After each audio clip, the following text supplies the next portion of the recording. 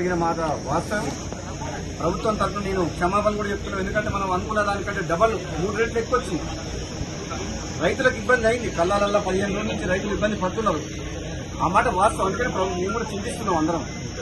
Definite గా రైతుల కోసం ఈ ప్రభుత్వం ఎప్పుడు కూడా రాత్రింబాలు కష్టపడి రైతులకు అన్ని రకాలుగా సపోర్ట్ గా ఉండాలన్న ఉద్దేశంతో పనిచేస్తుంది. కాబట్టి రాబోయే 10 రోజుల్లో కంప్లీట్ గా ధాన్యం సేకరణ కంప్లీట్ చేస్తామని చెప్పి నేను కూడా మాటిస్తున్నా.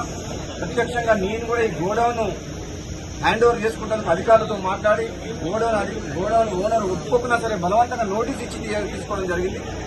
ఇంకొక 1,00,000 టన్నులకు తిరుమలగిరి సూర్యాపేట మండలం అక్కడ ఒకటి ఉన్నది, అది కూడా తీసుకోమని చెప్పిన ఇప్పుడు అడిషనల్ కలెక్టర్ గారితో మాట్లాడినా.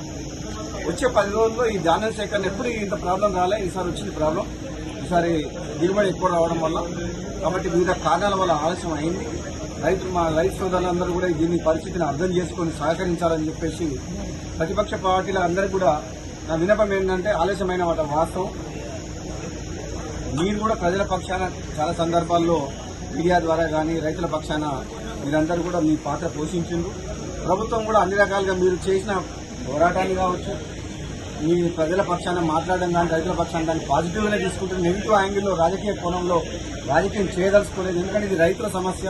రైతులను కాపాడుకొని వాళ్లకు అండగా ఉండాల్సిన ప్రభుత్వం, ప్రతిపక్షాలు అన్ని పక్షాలు అన్ని పార్టీల వారు సహకరిస్తే నెక్స్ట్ 10 days లో కంప్లీట్ చేస్తామని చెప్పి నేను మీడియా ద్వారా రైతులకు ప్రజలందరూ కూడా తెలియజేస్తున్నాను. Thank you.